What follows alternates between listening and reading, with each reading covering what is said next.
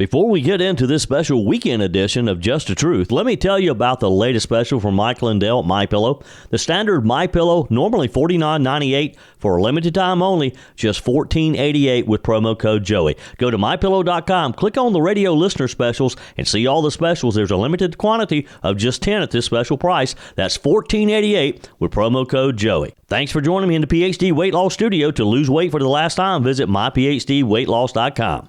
Dr. Oran Smith is a senior fellow at the Palmetto Promise Institute, where he's developed a reputation as a trusted advisor and public policy scholar during his many, many years of service in the Palmetto State. Dr. Smith joins us on our guest line. Welcome. How are you, sir? Doing well. Always great to talk to you, Joey. Always good to talk with you as well. For anyone who has tried to get a quick appointment with their doctor, they understand just how bad things are in the medical field. You guys wrote this week, on average, Americans must wait 20 days to receive an appointment with a physician. Now, as someone who experienced a bad situation just a few years ago, it's not fun to be in pain and not be able to see a doctor. And through the efforts of a lot of people, including your team at Palmetto Promise, we were able to repeal the certificate of need just over a year ago, and we're going to be seeing the benefits of that in the coming years. But the reality is we just need more doctors.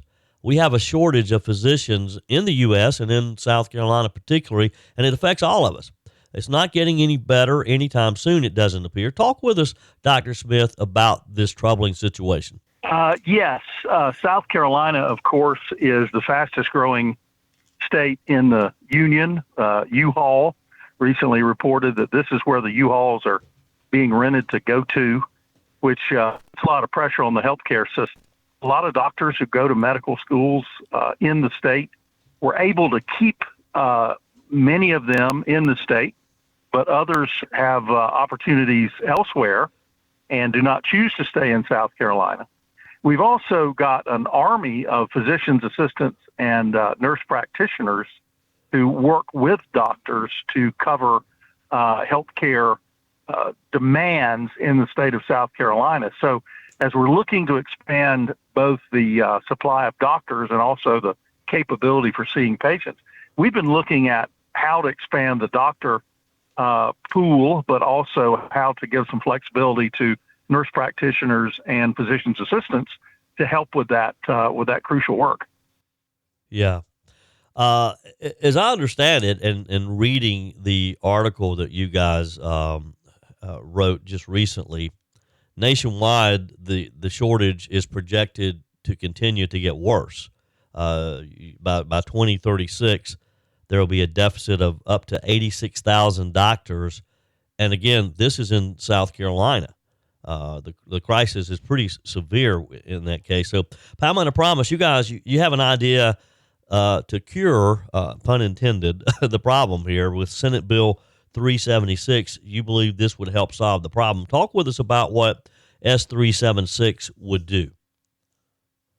Well, there are a couple of things that we can do. One is to look at international doctors. We have in countries with very similar medical practices to our own, and they're ready to practice in the United States. And this legislation lays out how that could take place. It even lists the countries that we feel would be the best fit for physicians that could come here and practice. So this is sort of an untapped market, and many of the rules that we have that are not citizenship related, they're just training related. They prevent these doctors from being able to practice, and in some cases, it just might have them repeat training that they already have. So this would pave the way for that. And then just this week, Joey, I don't know if you've even seen this yet, we published a piece that would allow pharmacists to help with this crisis. And it's a concept known as test and treat. And that's where if there is a test that a pharmacist can administer that would indicate the need for a particular drug, the pharmacist then could essentially prescribe that drug or provide that drug. So this is we're right in the middle probably of flu season or coming up, and you have these tests that can be done. Clearly you have the flu. Clearly this is what you need to take. It would keep people out of the emergency room and keep people out of doctor's offices because of it being so simple and something that could be done right in a pharmacy. Wow, that would really help. So as mentioned, this is not a problem that is unique to the Palmetto State. What are other states doing?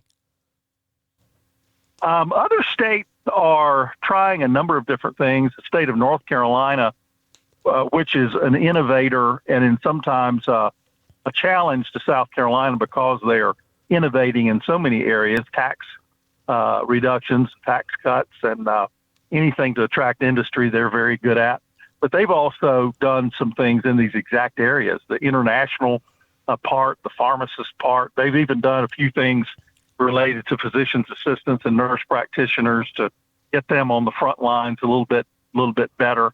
So it's kind of a mixture of all these things. Another possible solution that is not necessarily legislation yet, and that is, a physician essentially supervises or coordinates the works of nurse practitioners and physician's assistants. And most physicians in South Carolina do not oversee or work with up to the limit of the number that they are allowed to kind of have in their stable of folks in their practice. So if every physician were to meet that number and have the total number that they are allowed, that would also expand the market. So how to get more relationships between nurse practitioners, physician's assistants, and physicians. Not sure exactly how that can be done, but this new grant that's coming down from the Department of Health and Human Services nationally, this rural help grant, those funds could possibly be used in that way.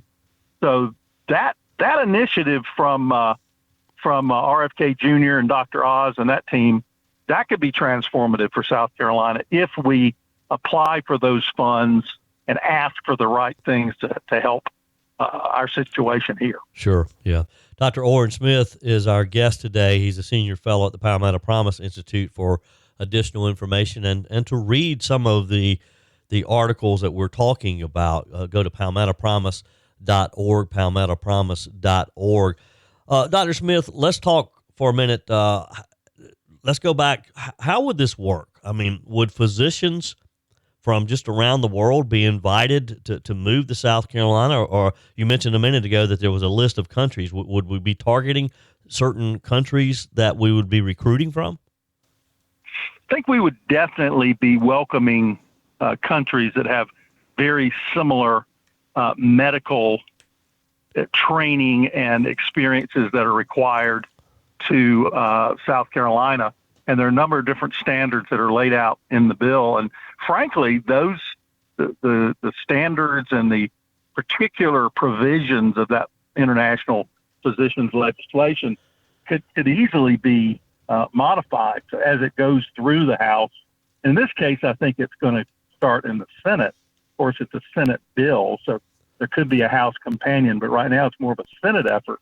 But I think that the particular requirements that we would expect, they would need to be of the level that the General Assembly is comfortable with as we seek these physicians. And I think that's why we're choosing certain countries that we know very much what their training is like. It's very similar to ours, but it essentially prevents the international doctors from having to start all over or to cover coursework and training that they have already received, and just recognizes some of that training to speed up that process. Yeah. But the many provisions of it are still being negotiated. Yeah.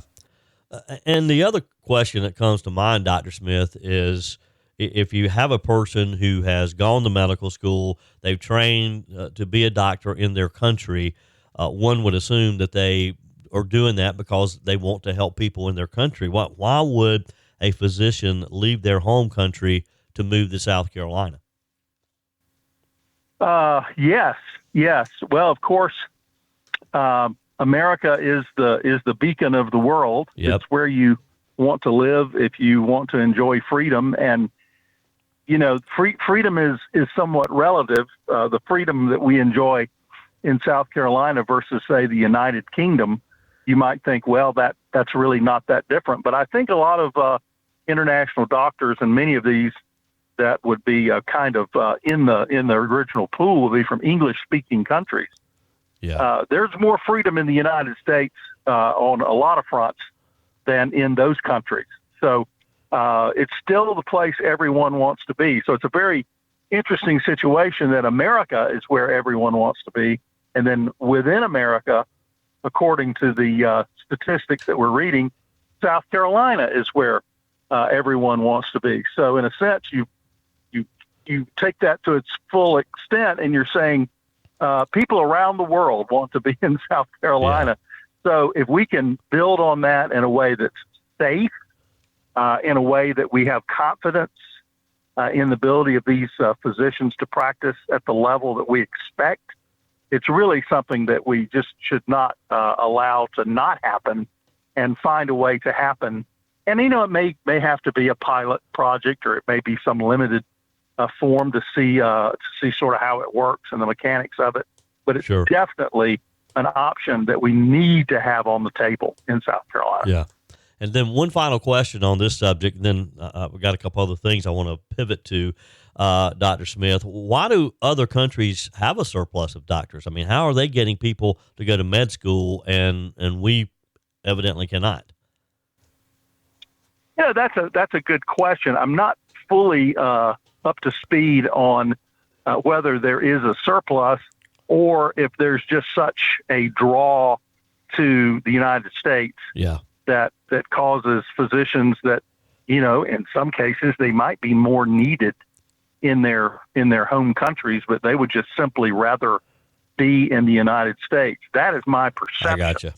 But okay. Some of the smaller countries we're talking about here may have an oversupply of doctors, but my perception is it's just the attraction of being in the United States.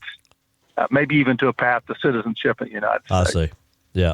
Dr. Oran Smith with Palmetto Promise Institute is our guest. Now, let's pivot to a topic that you and I have talked about many times in the past few years, nuclear energy. Give us an update on the VC Summer project. Has the state finalized a deal to get those reactors finished and up and running?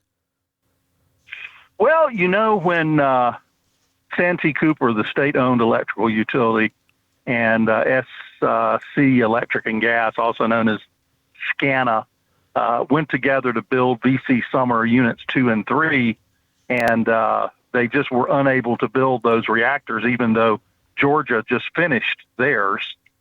The South Carolina companies were not willing to go into the overage of expense to the ratepayers that Georgia was willing to swallow.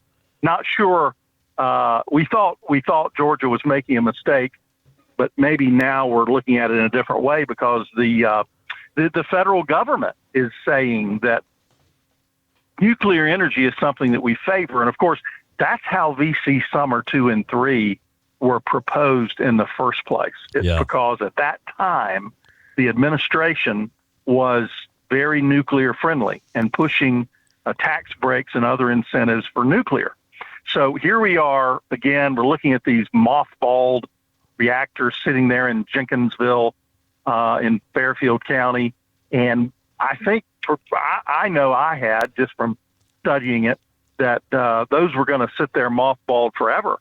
Yeah. But then Santee Cooper, which now owns those assets, said, what if we were able to sell these reactors to a company that would get them up and running, and then that company would be able to supply that power.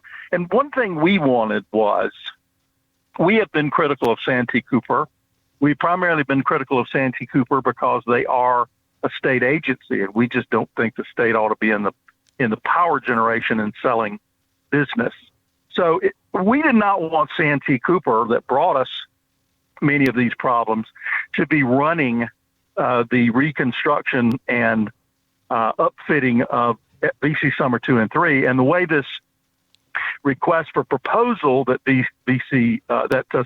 Santee Cooper put out was that the organization that they contracted with would have complete control, and they would, in essence, be running them. So they have received many bids. The board of Santee Cooper picked a winner of the bidding process, and they have a firm that they feel that has the experience and the ability to complete these reactors.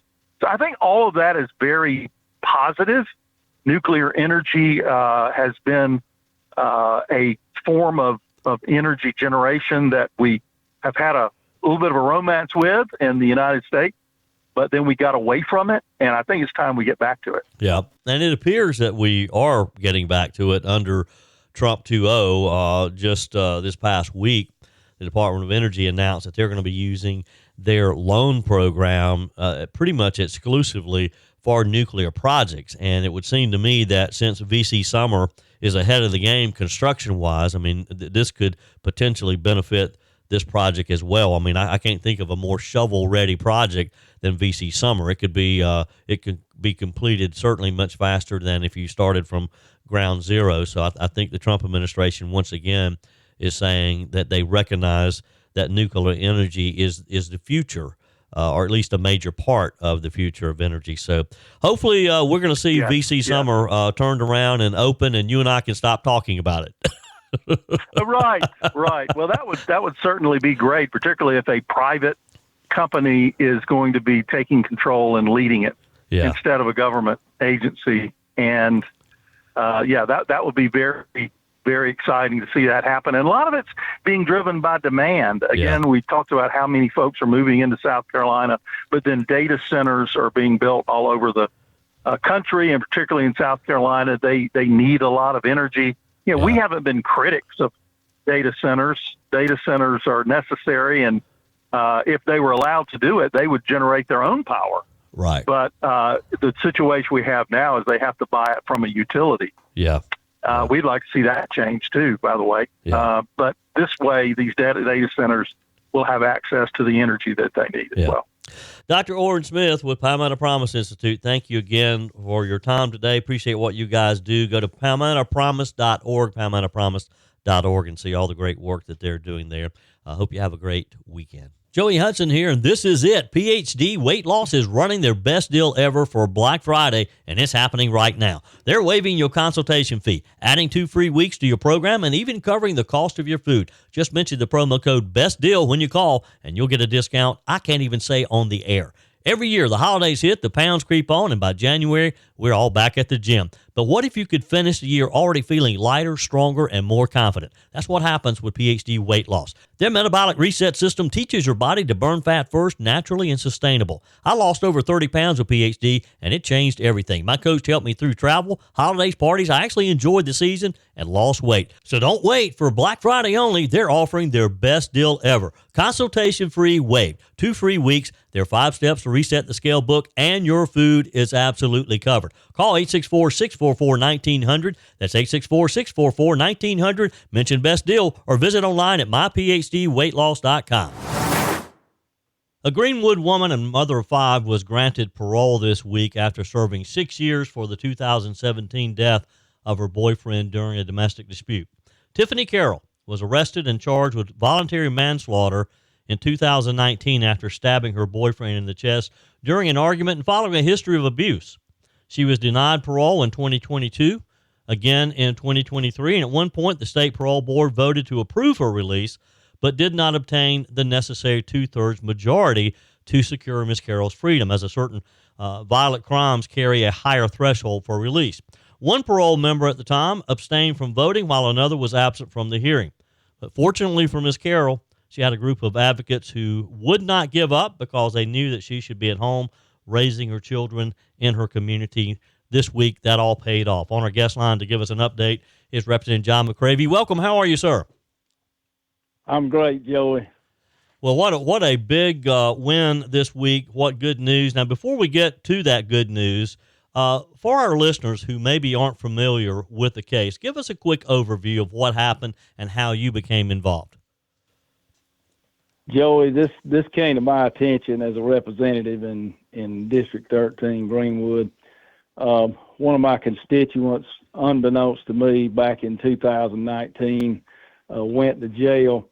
She had been abused by this man over and over again. They had called the law to the house at least 8 times before this happened. And, she was scared. She was scared to press charges. And I hope women out there can understand that they need to take care of things with law enforcement. They will take care of you and help you. But anyway, at one point, the neighbors even reported that she was being stomped by this man out in her front yard. Wow. While she was holding a baby. And the neighbors had to pull him off of her. So this is what had been going on, and she fought back, and the man died. He was a hemophiliac, and as a result, he didn't survive. When they came to the scene, she was trying to help him. But nevertheless, she pled guilty to manslaughter of some kind and got a pretty hefty sentence, but was eligible for early parole. Yeah. Unfortunately, we when this came to my attention, I couldn't believe, what was going on. And Mary Ann Wingard, who was this girl's teacher all through elementary school, she came to me and told me what a nice person she was, how she had no criminal record, was one of the kindest, gentlest people she'd ever known, and she didn't deserve to go to jail. And so I started trying to work for her. I was convinced, Mary Ann's one of those ladies, she's that retired school teacher that can pretty much get you to do anything. Yeah. So she came and got me involved, and Travis Moore, Representative Moore from Spartanburg, was kind enough to help with this and become her attorney. I just continued to be a witness and an advocate for her. And we went down to the parole board. And at 10 o'clock on Wednesday morning, she was freed by the parole board by a vote of 4-2. Yeah. It was an amazing day. Thousands of people have been praying for this lady over and over again, and we're just so blessed and so happy. I've been working on it 2.5 years. So it was a culmination of a lot of work and a lot of prayer and the Lord's blessing on us. Yeah. Representative John McCravy is with me today. There were a lot of people in the Greenwood community who were advocating for Miss Carroll's release. I mean, reading this story, and you brought it to my attention a while back. We've talked about it multiple times.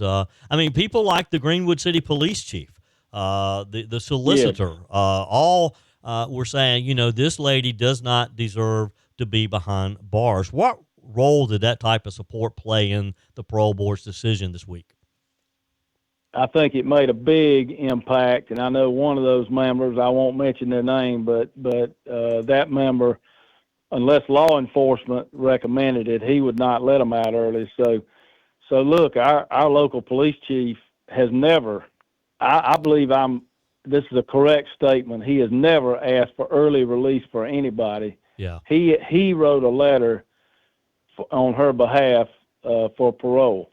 Our solicitor, who has never, in my knowledge, ever asked for somebody not to serve their sentence, he asked for parole for her, and even the sentencing judge, recognized it, and she's sitting on the Supreme Court now. But I think it's fair to say that she was sympathetic, because in her sentencing she made her eligible for early parole. Yeah.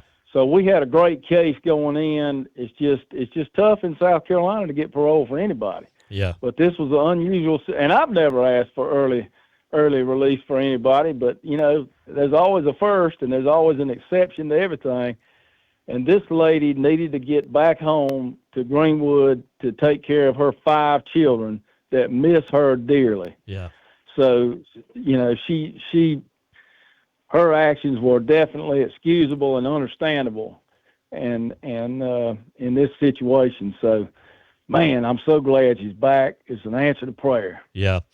Representative McCravy, when you look back on this case, and I think I probably read everything I could possibly find on it, you see this history of violence against Miss Carroll by her then boyfriend, William Jamal Johnson. As you mentioned, police responded to the home many, many times. Neighbors seeing this man just stomping her with one of her babies in her hands. Should she have ever been in prison to begin with? Well, let me say this. I mean, there's some things I think that need to be corrected. I think we ought to have some kind of mandatory prosecution, whether the scared person who's being abused is going to actually step up and speak out against her abuser. I think the state ought to do it. Yeah. You know, there comes a point where it's pretty obvious what's going on. And, you know, some of these women fear for their life. Yeah. I mean, you know, and she had reason to fear for her life, believe me. So also I've thought, you know, battered women syndrome is not really recognized as any kind of defense by itself. It's a factor, but it's not a defense. I think if you've got a woman who's been beaten like that, we should have some kind of law that says, you know, if she's been diagnosed with battered women syndrome, she ought to have immunity to prosecution of some kind. Yeah. So I've been trying to look at that too. It's very difficult. Criminal law is a difficult area to change because it has so many ramifications with it. But man, I tell you, there had to be at some point, looking back at the history of this, when you got neighbors that are out there seeing her being abused, isn't that enough evidence to go ahead and bring a case? One would think. You know, I think the law enforcement should probably be empowered to do that. Yeah. Yeah. And look, nobody loves our law enforcement more than I do. Yeah. And I think I'm not blaming anybody. I'm just saying maybe there's something in the system we can change. Maybe there's a law we can change to make sure these people are prosecuted, you know. Yeah. So well, anyway. give law enforcement some tools that they can have some discretion in cases like this, because you know I'm sure it was very difficult for law enforcement to go out there, know the danger that she was in, and not be able to do anything about it. 8 different times. Yeah. So you know that. Yeah, I think maybe there ought to be some kind of mandatory thing where they have a good excuse to go ahead and prosecute regardless of who's going to testify. Yeah. You know. Representative Let's just go ahead and get something done. Representative John McCravy is with me today. All right, so let's talk about next steps here. What is next for Ms. Carroll? Will she immediately be released? I mean, what's the process here? Well, it's a matter of a few days. So I think the process goes like this. You know, I'm not some big parole attorney. I've never tried to get anybody out but her. But my understanding is that the local probation officer has got to make sure, or parole officer has got to make sure that she has a residence, which she does. He's got to go verify that, or she, and then they have to verify that she is employed, which she's already got 2 job offers I know of. So that should be fairly quick, in a day or two. So I would imagine before Thanksgiving, she's going to be coming home and have a reunion with her 5 children who've been praying for her release and want to go back and live with her as soon as they can. Yeah. And are there other programs out there? I mean, you don't just go from prison to being employed and supporting your family overnight. I mean, are there other programs out there that will potentially assist Ms. Carroll? Well, you can, but nevertheless, yes, Beyond Abuse has said they would help her out. I know there are a couple of nonprofits who have said, look, we'll help her out. Just let us know. Yeah. I don't think it'll be taken care of. And I'll tell you this, any need that she has in Greenwood, South Carolina, she's going to have met. All I got to do is put it on Facebook. If I say she needs something, it'll be done the same day. Yeah. Yeah. That's the way this community works. Yeah. Representative John McCravy, it's always a pleasure, and thank you. I mean, this is just a great story to hear how you and others in the community rallied around this woman, and it's just a good example of the system working the way it should. Well, you know, Joey, I care about all my constituents, and she's one of my constituents, and I'm going to work as hard for her as anybody else. So I'm privileged to be able to do this. So thank you, Joey. Well, thanks for going the extra mile and not giving up, you and Representative Travis Moore and others who were involved in this, because, you know, again, looking back over the case, there were times there that it looked like this probably was not going to happen, but it did, just simply because you guys did not give up on her, and now maybe she'll be able to spend Thanksgiving with her family. Representative McCravy, as always, good talking with you. Same to you, Joey. Thank you for getting this out. We appreciate you. Joining us on our guest line, Lieutenant Governor Pamela Evette. Welcome, and how are you? I'm doing great, Joey. I hope you're doing well, too. Are you getting all ready for Thanksgiving? It's coming. I mean, 1 week from today. I am ready. I'm more than ready. I'm ready for the holidays. I just have this great feeling about going into Thanksgiving and then anticipating Christmas, and it's going to be a good year. Oh, my goodness. It really is. Okay, so let me ask you, because everybody's been asking this question to everybody lately. What is your favorite side? Ooh, that's easy. Mac and cheese. Mac and cheese is my favorite side. Load up on carbs. That's right. That's right. Well, I'm with you. That seems to be a fan favorite. You know, when this question gets asked, like around the table, mac and cheese is a big one. Yeah. Mac and cheese is good. I'm kind of a mashed potatoes and gravy kind of girl. Some good turkey gravy. And I also prefer the turkey to be fried rather than baked or roasted or whatever you call it. I like the fried, the fried turkey. It just keeps it moist inside. Well, I mean, leave it to a man to take a perfectly healthy piece of meat and make it unhealthy. Look, well, if I'm going to be eating the mac and cheese, I don't know how healthy that is. So I might as well just throw the fried turkey in there as well. So that's right. Just throw all caution to the wind. It's a holiday. Yes, that's right. It is a holiday. Well, I'm looking forward to it, and it is we truly have a lot to be thankful for. So it will be a fun time. More news out of the VC Summer Project with a federal judge this week signing off on a $34 million settlement with former stockholders who claimed that the accounting firm Deloitte & Touche misrepresented audit reports to show progress on the project that really wasn't happening. I guess this is good for the shareholders, but this is just a fraction of the amount of money, of course, that was lost. Shouldn't these firms, and there's already been some criminal indictments in this project, but shouldn't these firms be held criminally liable as well? Well, I mean, yes, if you can prove that it was willful, if there was collusion, between whoever they were working with on the project and themselves, I think, if you have bad people on the project, it's like any business person will tell you, stupidity is not criminal. Yep. And you have to be able to prove that it was willful. And if it was, Joey, I'm with you. I mean, we have got to really be tougher on the people in all forms of government, right, that we hire to do things. Because I can remember when I just got into the private sector, there was this idea that if you could do work for the government, you could overcharge and underperform because there was really nobody that was holding you accountable. And we need to do a good job of holding whoever we hire. I don't care, when government hires somebody, whether it's to build a bridge, to build a road, to build a building, to do accounting work, whatever the case may be, we should hold them to the same high standards that anybody would hold somebody to in the private sector. And that's why I have been talking so much about needing more business people in government, yep, right? Because exactly. As business owners, we would never accept that. Yeah. So, that's kind of my pitch. We've seen it with President Trump.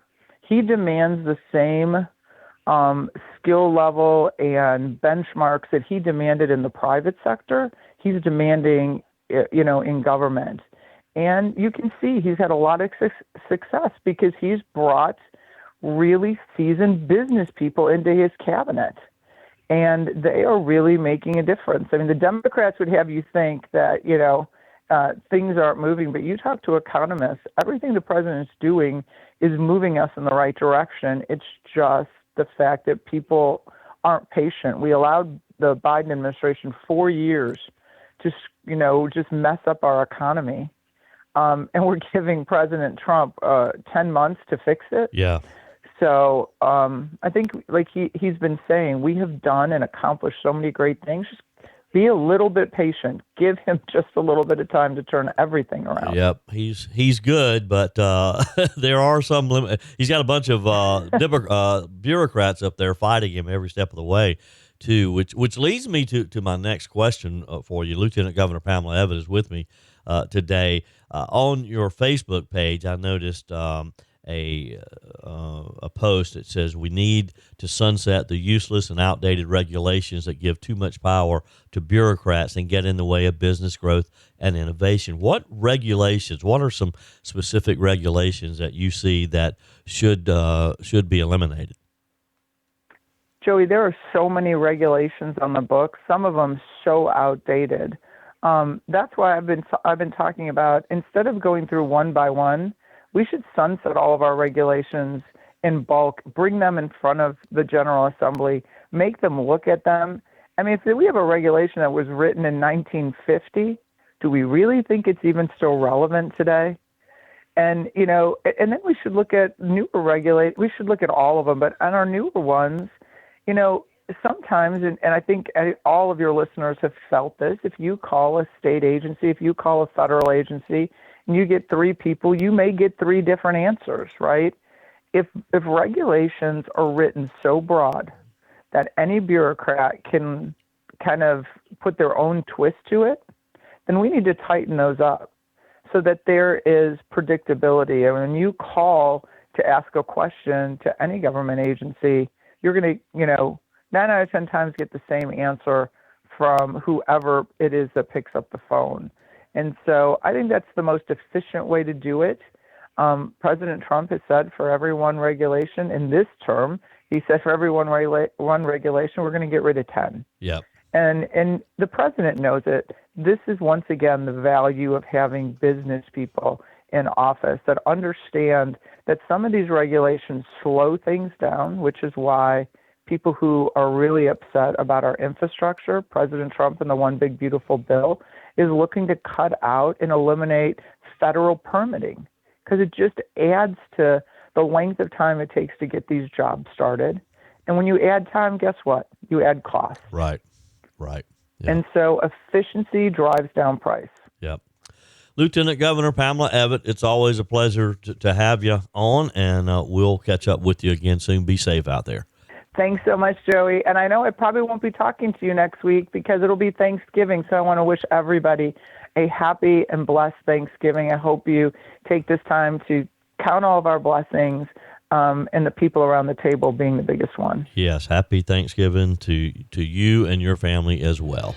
That's it for this special weekend edition of Just the Truth. Thanks for joining me in the PhD Weight Loss Studios. To lose weight for the last time, visit myphdweightloss.com. If you haven't joined my mailing list yet, visit my website, joeyhudson.com. Click on the Connect with Joey button so that you can receive our emails and the most up-to-date news. Also, join me on my YouTube channel. Be sure and like, comment, and subscribe. Just search for Joey Hudson. As always, thanks for spending a few minutes of your day with me. Do me a favor and forward this episode to a few friends. Just click on the share button and send to your contacts. We need to build an army of conservatives to win our country back, and we can do that by continuing to share the truth with our friends and family. Keep those comments coming via the Furman Ford text line 864-477-JOEY. Email to joey@joeyhudson.com, and I love your messages on the MyPillow message line. Again, that's 864-477-JOEY, 864-477-5639. Be sure and take advantage of the MyPillow special, just $14.88 on the standard MyPillows when you use promo code Joey. Order online at mypillow.com or call 800-893-4053. We're back again tomorrow and hope you'll plan to join us. Until then, remember, God's got this.